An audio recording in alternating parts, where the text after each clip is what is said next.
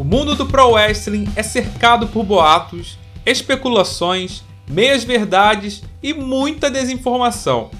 Em 2021, estamos literalmente a um clique de qualquer notícia, spoiler de shows e até mesmo a vida pessoal dos atletas. Mas antes da internet ser acessível para todos, o Pro Wrestling protegia a sua kayfabe com unhas e dentes. E hoje você vai conhecer o dia em que a kayfabe morreu. Mas o que é kayfabe? Bom, kayfabe é um termo que era utilizado como um código pelos lutadores. Quando algum estranho entrava nos bastidores, por exemplo, alguém gritava kayfabe para que todos entrassem no personagem. O kayfabe pode ser considerado como o inverso da vida real e também representa o fato das lutas serem roteirizadas, a interpretação dos personagens, os relacionamentos falsos, lesões que não são reais e contratos fictícios. Ou seja, a kayfabe representa a magia do Pro Wrestling. John Cena e Randy Orton são grandes rivais dentro dos ringues, mas sabemos hoje em dia que na verdade eles são bons amigos. Rusev e Lana são de fato um casal, mesmo com toda aquela história de traição envolvendo Bobby Lashley. Talvez você já saiba que Kane e Undertaker não são irmãos na vida real. Mas décadas atrás, quando a kayfabe era absoluta, essa informação jamais chegaria até nós. Era comum ver os fãs xingando e odiando do fundo do coração os heels daquela época, e por acharem que eles eram daquele jeito na vida real. É difícil dizer quando exatamente a kayfabe morreu, como algumas pessoas dizem. A primeira declaração pública de que a kayfabe existia foi feita por Vince McMahon em 1989, quando ele teve que provar que a WWF na verdade era algo fictício para que comissões atléticas não interferissem em como era feito o espetáculo. Mas muitos acreditam que em 1996 pode ter sido o ano exato, graças a um acontecimento. O famigerado Curtain Call, The Madison Square Garden Incident. Diesel e Razor Ramon eram dois dos maiores nomes da WWF naquela época, mas apesar disso, os seus dias na empresa estavam contados, uma vez que uma migração para WCW era praticamente certa.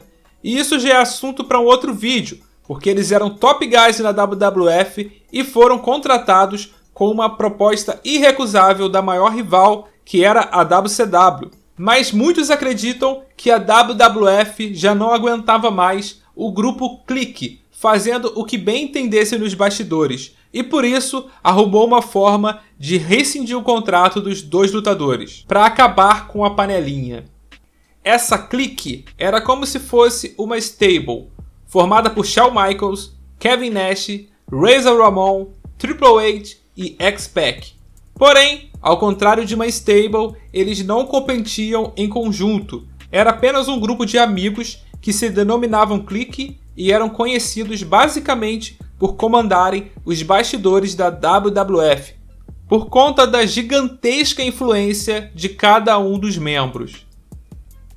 Shawn Michaels era o líder do grupo e o lutador favorito de Vince McMahon. Então isso por si só já dava carta branca para eles agirem muitas vezes como bem entendessem.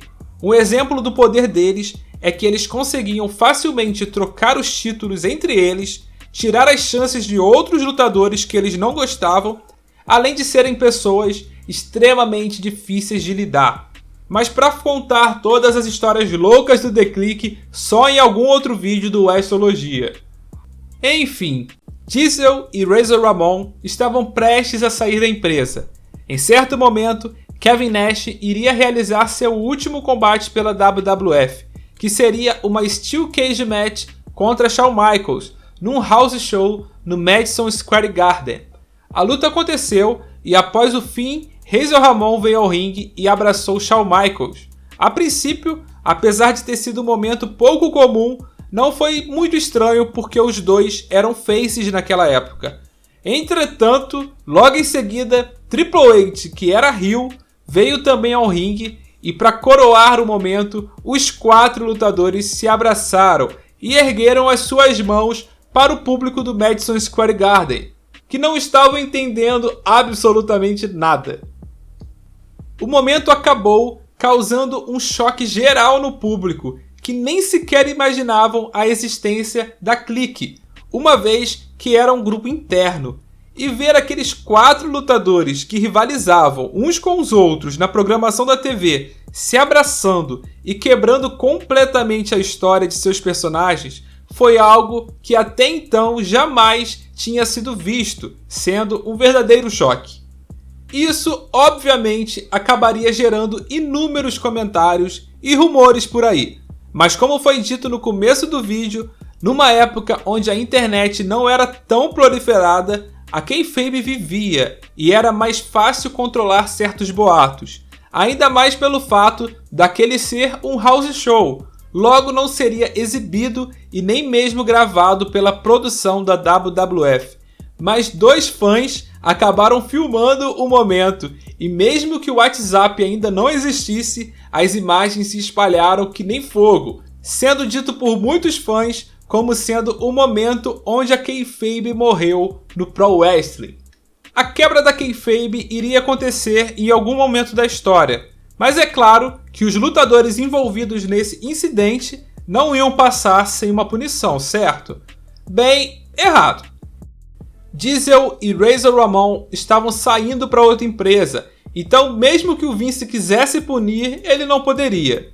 Shawn Michaels também não podia ser punido, já que ele era o principal campeão da empresa e o rosto da WWF. X-Pac, que também fazia parte do grupo, se safou porque ele estava num programa de reabilitação. E no fim, o único punido foi Triple H, que apesar de ter ganho o King of the Ring e ser uma estrela em ascensão, foi rebaixado para uma posição menor e só conseguiu recuperar após 5 meses, quando ele ganhou pela primeira vez o título intercontinental. Então, no fim das contas, ninguém sofreu uma grande consequência por conta disso. E você pode interpretar esse acontecimento como algo negativo ou positivo para a história do Pro Wrestling, mas o Curtain Call Incident com certeza mudou os rumos de como as storylines muitas vezes são contadas e representam um momento gigantesco na história do Pro Wrestling. Bom galera, esse foi mais um Wrestologia, espero que você tenha gostado. Deixe nos comentários se você tem alguma sugestão de tema ou se você encontrou algum erro nesse episódio ou nos anteriores. Até a próxima e tchau!